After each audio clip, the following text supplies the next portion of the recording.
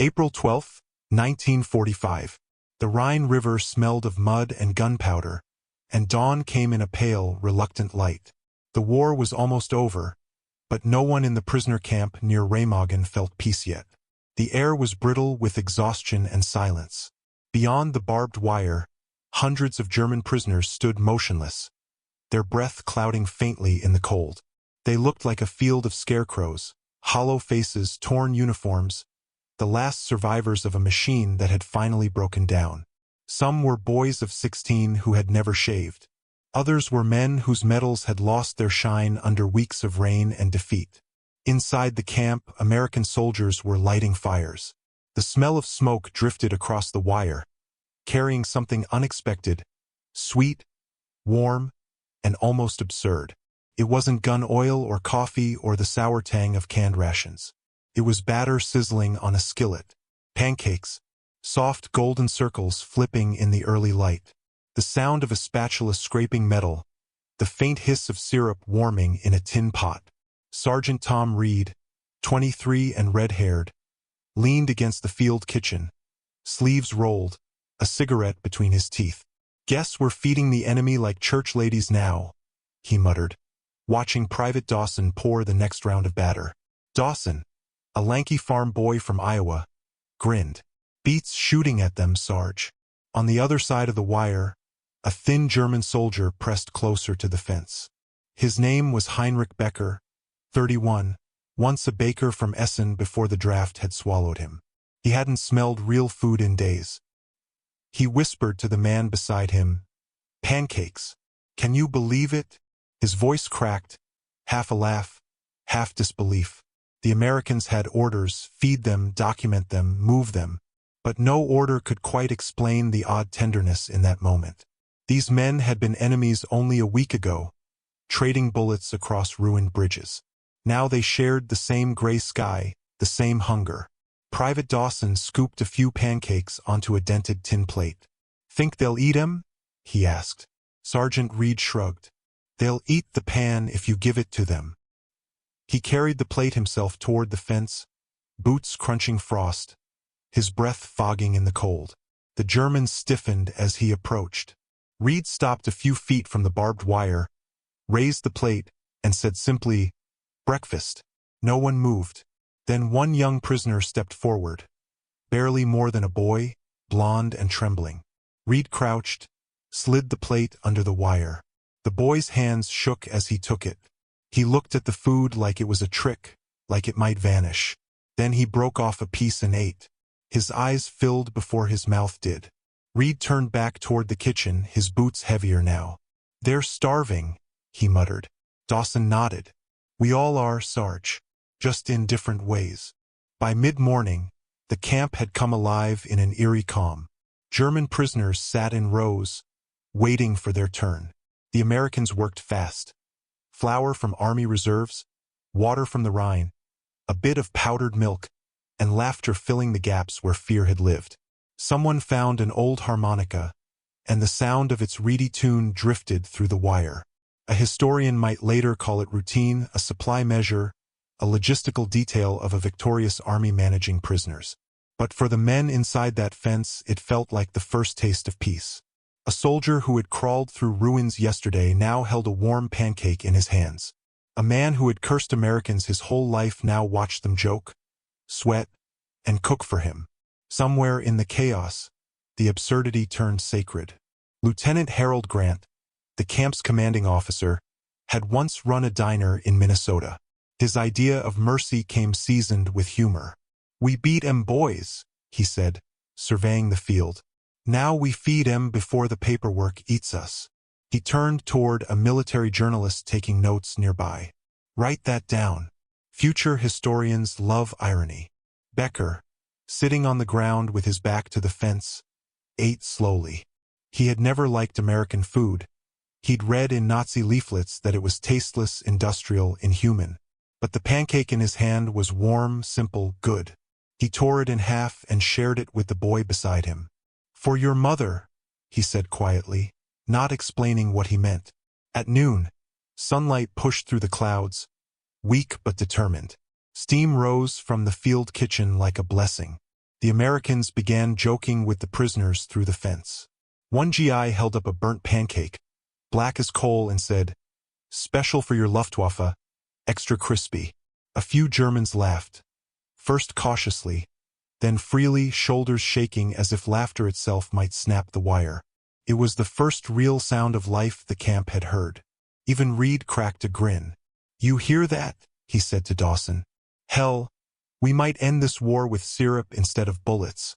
Dawson chuckled, flipping another batch. "My grandma always said food's faster than forgiveness." Beyond them, the Rhine shimmered faintly. The city of Remagen lay quiet, still littered with smoke from retreating troops. Somewhere out there, Eisenhower was signing new directives, Berlin was falling, and entire nations were redrawing their maps. But inside that muddy camp, the war narrowed down to two smells: smoke and sweetness. A German prisoner named Otto Keller, once an opera singer from Dresden, began humming while he ate. His voice was hoarse, but he carried the tune of Silent Night. It drifted across the wire, soft and strange in the sunlight. A few Americans stopped to listen.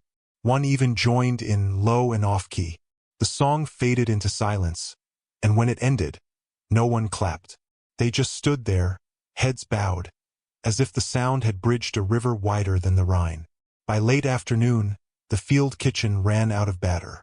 Reed tossed his spatula onto the table and stretched his sore shoulders.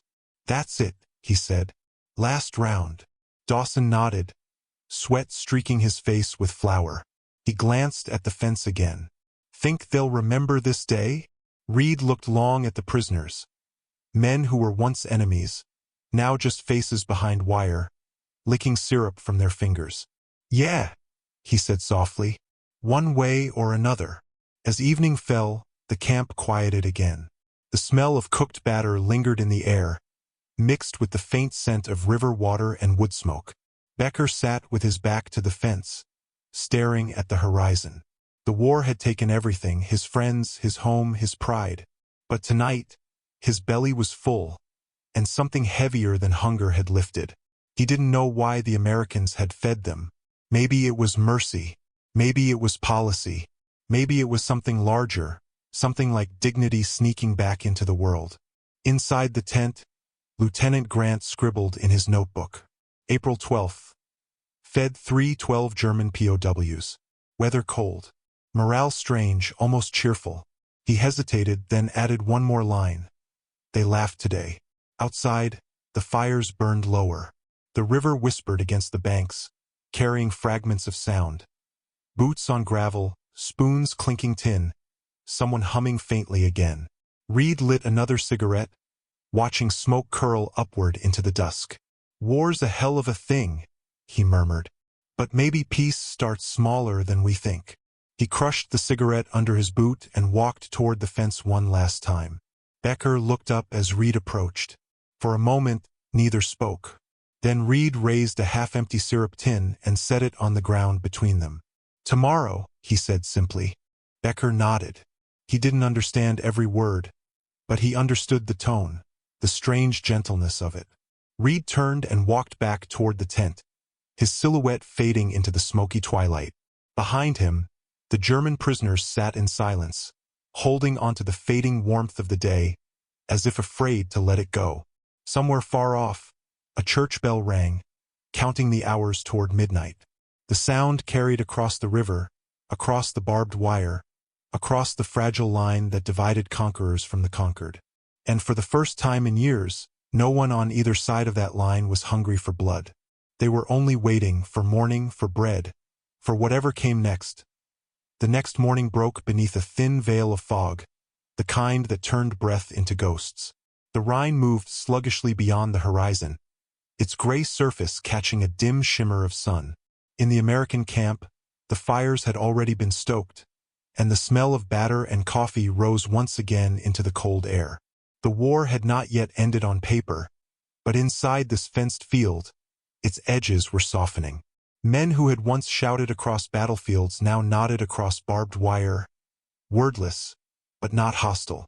Sergeant Tom Reed leaned against a post, watching the line of German prisoners stretch into the mist.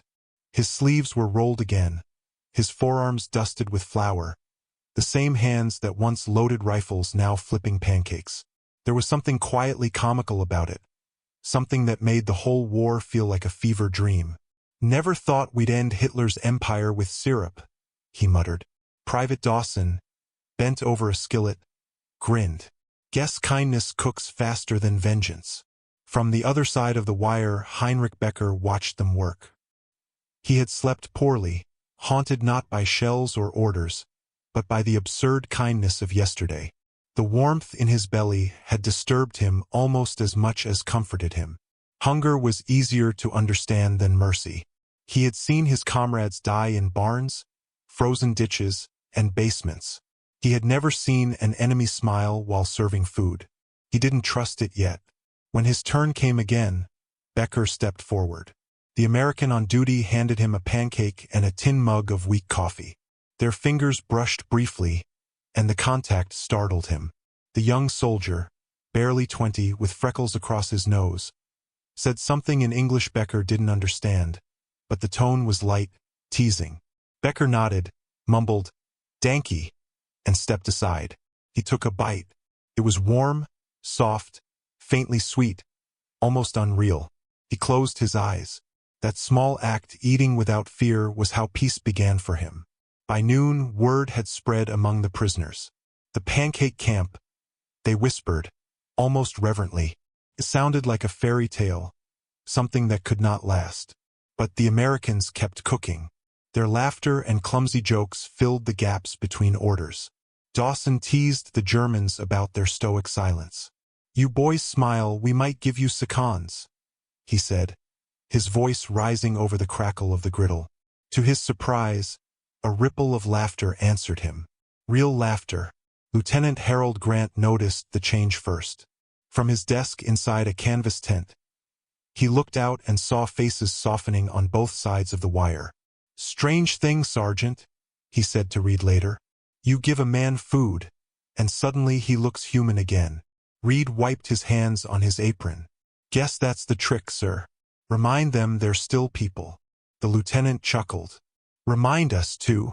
Across the fence, Becker shared his pancake with a thin boy named Franz, whose hands shook too much to hold the plate.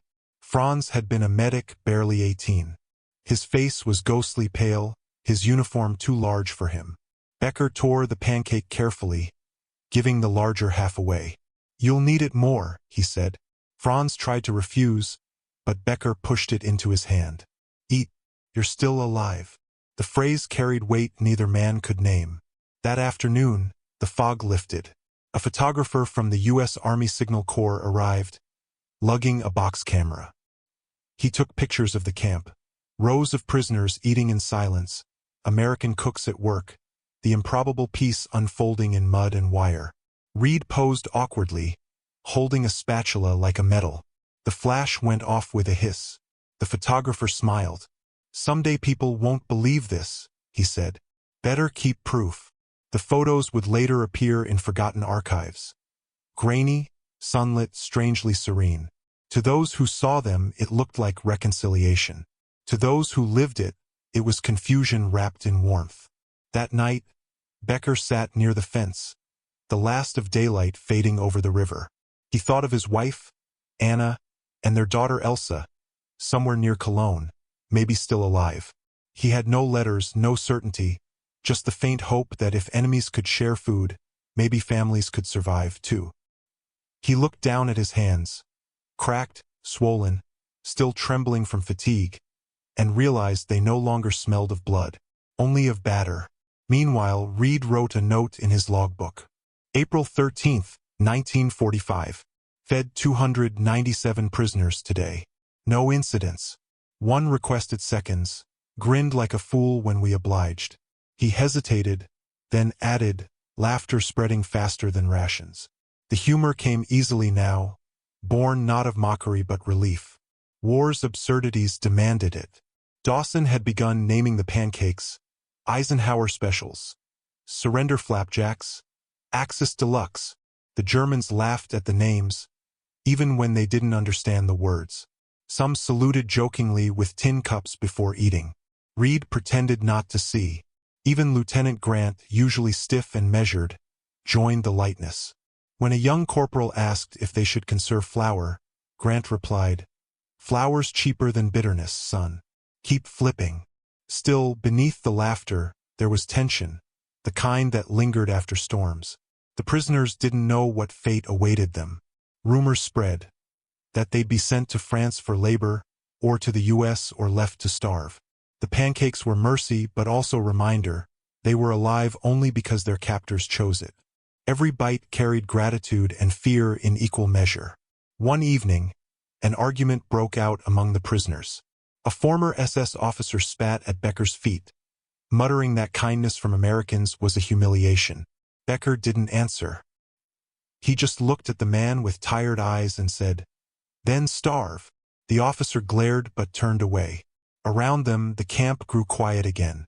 No one sided with the officer. The hunger for hatred was finally losing to the hunger for life.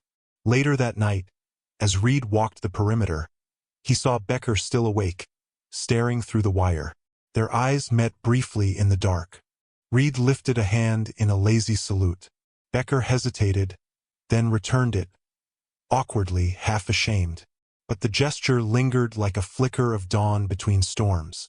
By the next morning, the camp's routine had become a rhythm. Cook, serve, clean, repeat. War reduced to breakfast and inventory. Outside, the Rhine carried debris of old battles, driftwood, torn uniforms, the ghosts of a collapsing Reich. Inside, the men built a fragile world out of tin plates and warm syrup. The Americans began experimenting with new meals: cornbread, powdered eggs, thin bacon. The Germans marveled at the abundance, the rhythm, the order of it all. "You have food for everyone?" one asked in halting English. Dawson smiled. "For now, yeah." The man laughed softly. "Then you have one more than war." That night, the soldiers held an impromptu sing-along. Someone found a harmonica again. Another, a broken guitar. They played "You Are My Sunshine." To everyone's surprise, a few Germans hummed along. Reed, lying back against a crate, stared up at the stars. He thought about his brother, killed in France 2 years ago, and wondered what he'd say if he could see this. Maybe he'd laugh. Maybe he'd cry. Maybe both. As the song faded, Dawson murmured, "Feels like we're fixing something bigger than just hunger." Reed didn't answer. He watched the glow of campfires flicker over faces. Enemy, friend, the difference dissolving. Somewhere beyond the wire, an owl called. The night smelled of smoke and sweetness again. Becker drifted to sleep with that scent in his lungs, dreaming not of the front or the flags or the Führer, but of his wife in their kitchen, flipping pancakes on an old iron pan. He dreamed of laughter, of his daughter's small hands reaching for syrup. When he woke before dawn, he found tears on his cheeks. As the first light touched the camp, the Americans began cooking once more. Flour dusted the air like pale snow. Reed looked up at the sunrise and said quietly, "Maybe this is how peace starts. One breakfast at a time." Dawson chuckled beside him. "Then we better not burn it." The sun rose higher, painting the wire in gold. Beyond it, Becker stood waiting again, empty plate in hand, no longer afraid. And as Reed handed him the first pancake of the day, the fog lifted entirely, revealing the river gleaming like silver, vast and calm. Neither man spoke. They didn't need to. Between them stood the quiet truth of war's ending. Not in surrender, not in speeches, but in a shared meal that no one would forget. And somewhere, just beyond hearing, artillery echoed faintly in the distance. One last reminder that peace, like syrup, was still spreading, slow and unstoppable, to be why the third week of captivity, the camp had changed its scent. The sharp tang of fear had thinned, replaced by the steady perfume of frying oil and soap. Barbed wire still framed every sunrise, but it no longer looked like a threat, more like a line on a map dividing hunger from hope. The Americans had turned their morning ritual into something that resembled community. What began as a feeding line had become a breakfast, and breakfast somehow had become a bridge. Sergeant Tom Reed didn't plan for any of it. He wasn't the type to preach or philosophize. Yet he found himself looking forward to those dawn hours when the camp came alive. Not with orders or shouting, but with motion, with purpose. Dawson hummed as he stirred the batter, the sound mixing with the crackle of the griddle. "You think they dream about it?" Dawson asked one morning. Reed didn't answer immediately. He watched the prisoners waiting in rows, their breath rising like faint smoke in the cool light. "Yeah," he said finally. "They probably dream about it the way we used to dream about peace." On the other side of the wire, Heinrich Becker had started writing again. He'd found a scrap of paper, part of a ration manifest, and scribbled in pencil borrowed from an American clerk. "They feed us every day. It is not pity, I think. It is habit or maybe belief. I do not understand it, but I am grateful." He folded the paper carefully, as if his words might escape if left open too long. The guards had grown used to him now. Becker was older, polite, and spoke a little English from his years before the war as a baker's apprentice near Hamburg. Sometimes he helped translate for the younger prisoners, especially when the cooks cracked jokes that didn't survive translation. One morning, when Dawson teased a new batch of arrivals, men who still carried the cold look of battle, Becker stepped forward, explaining in German that the Americans were only joking. The tension broke, replaced by a ripple of uncertain laughter. Dawson winked at him. "Guess we're co-managers now." By late May, the routines had grown almost absurdly domestic. Prisoners worked in the camp garden under guard but often shared tips on cultivation. One American corporal swapped cigarettes for cabbage seeds. The Germans built crude benches out of scrap wood, and some even helped fix the camp's kitchen roof after a storm. Every gesture carried a strange intimacy, the slow uncoiling of old fear. Lieutenant Grant noted the change in his log. Relations improving. Discipline remains. But there's something new, a kind of peace in motion. He didn't quite trust it. War had taught him that good moments had a habit of ending too soon. Yet he couldn't ignore what he saw. Men who used to shoot at each other now arguing about the best way to flip a pancake. Becker found himself at the center of this quiet transformation. His steadiness made him a bridge between the two worlds. The Americans began calling him Baker, mishearing his name and never correcting it. The nickname stuck. He didn't mind, it sounded like an identity unburdened by war. One morning, Reed tossed him a spatula through the wire and gestured toward the pan. "Your turn, Baker." The camp froze for a moment. Then, slowly, Becker stepped forward, nerves and disbelief written across his face. The heat from the griddle hit his skin as he approached, a reminder of kitchens long gone. He poured the batter carefully, his hands steadying as the smell rose. When he flipped the pancake perfectly, the Americans clapped, hooting like boys at a carnival. Becker laughed, a sound that startled even him. Dawson handed him a plate and said, "Welcome to the winning side." Becker looked at him, unsure whether it was a joke or a kindness, but the tone was warm enough that he smiled anyway. "Only for breakfast," he replied in broken English. The men roared with laughter. It was that day the camp began feeling less like a wound and more like a scar, a place healing itself. Even the officers noticed. Letters home described the strange fraternity forming in the shadow of surrender. "We're feeding them like family," one corporal wrote, "and they're thanking us like guests. Maybe this is how wars really end." Quietly, around a stove. But not everyone welcomed the peace. A small group of die-hard loyalists among the prisoners muttered about weakness and shame. One night, Reed found graffiti scratched into a mess tin. "Better to starve than bow." He said nothing but kept the tin, wiping it clean and using it the next day to serve breakfast. It was his answer without words. For Becker, the kindness came with guilt. He couldn't forget the ruins of Cologne, the burned villages, the children he'd seen in retreat. Each pancake, each smile from the Americans, felt like a gift he hadn't earned. But he also began to understand something his commanders never had, the power in being treated as a human being again. The war had stripped that from him long before his capture. Here, in a muddy camp, it was being returned in spoonfuls of syrup and coffee. That summer, Lieutenant Grant organized a work exchange within the camp. The prisoners would help rebuild a nearby bridge destroyed during the fighting. The Americans would supply tools and food. The arrangement turned necessity into trust. One evening, when Becker's group returned from the bridge, their boots muddy and their faces sunburned, the cooks had prepared a small surprise: pancakes served with jam. It wasn't much, but it silenced the camp. Becker stared at his plate for a long moment before saying quietly, "It tastes like a truce." Reed grinned.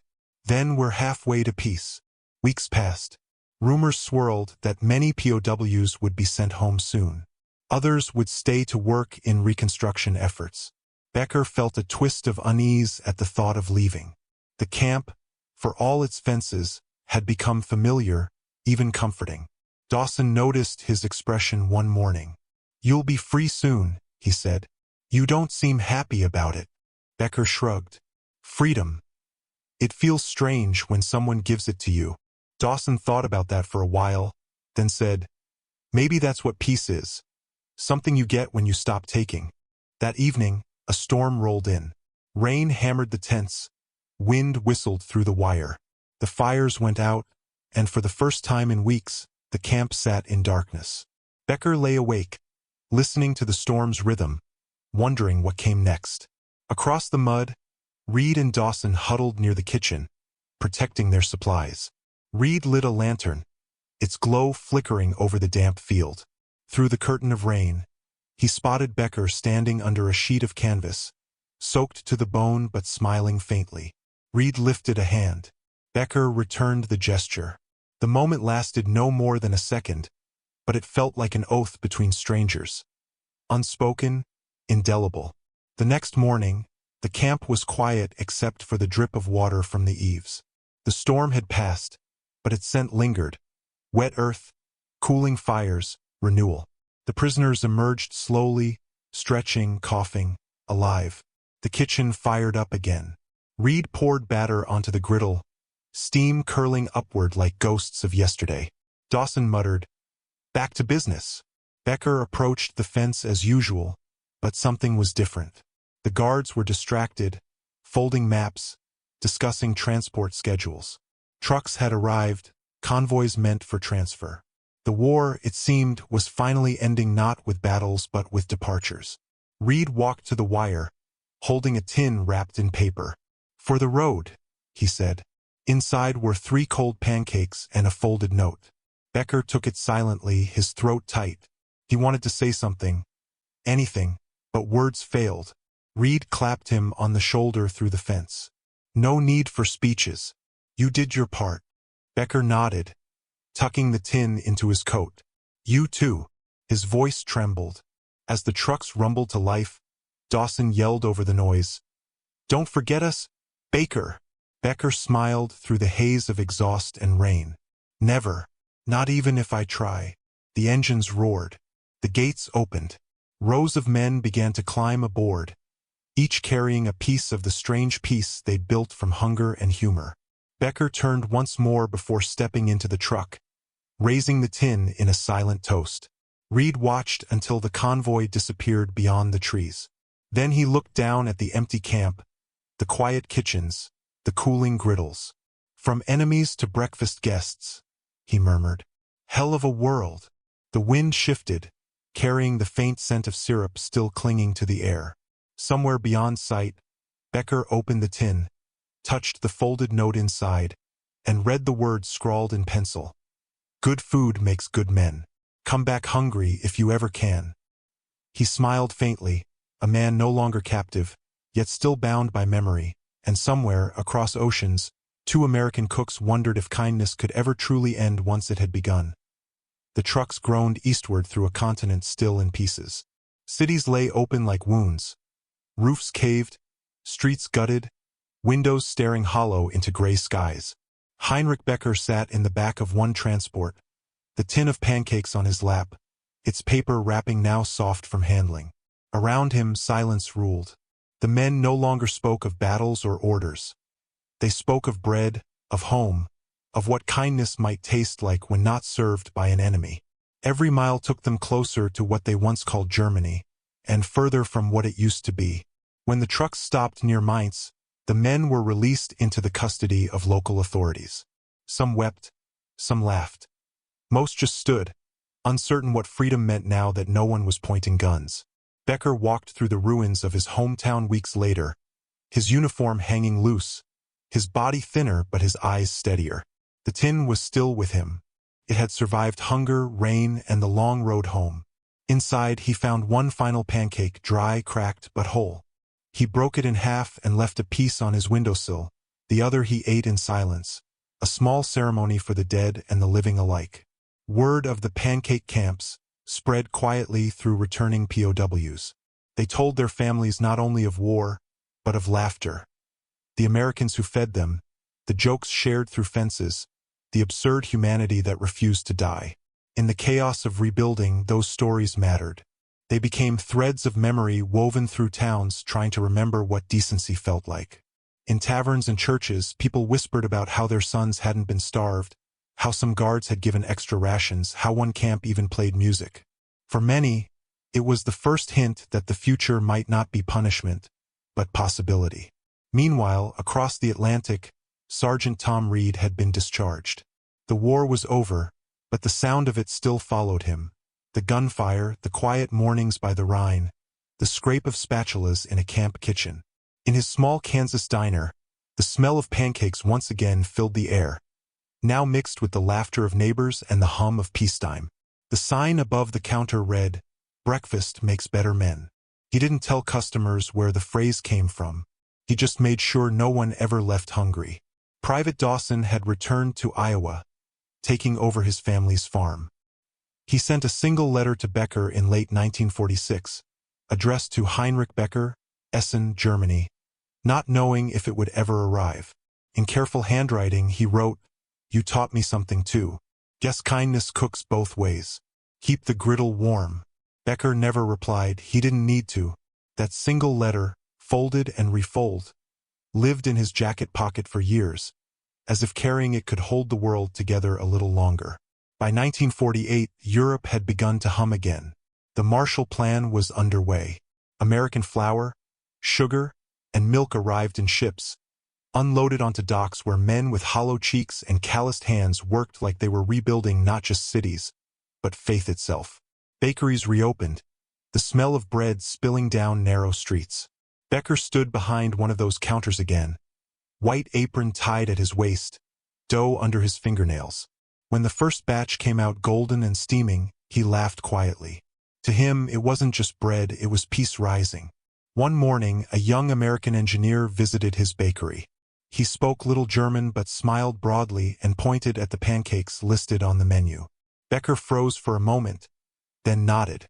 He poured the batter, flipped the cake, and watched the edges curl just like they had by the Rhine. When he placed the plate on the counter, the American said softly, "Smells like home." Becker smiled. "It is," he replied. They ate together in silence. The war felt far away, but its lessons sat between them, warm and undeniable. Years later, when Becker's daughter Elsa took over the bakery, she found the old tin in a drawer, dented but clean. Inside was the note, faded, fragile, almost illegible now. "Good food makes good men. Come back hungry if you ever can." She framed it behind the counter. Travelers sometimes asked what it meant. Elsa only said, "It's from a man who believed peace could be cooked." In Kansas, Reed heard one day that Germany had flourished again, that the factories had risen, the fields were green, and that somewhere American wheat was feeding European bread. He smiled at the irony. The war that had starved millions was now being healed by food shipments and foreign kitchens. It was as if the world had finally understood what they had stumbled upon in that muddy camp, that compassion was not weakness, but infrastructure. History books would later talk about strategies and treaties, but not about pancakes. No one wrote down the names of the men who flipped them, nor the prisoners who wept while eating them. But every now and then, when the world teetered again on the edge of hate, someone would tell that story quietly, the one about soldiers who used syrup instead of scorn, and how a breakfast once helped rebuild Europe from the inside out.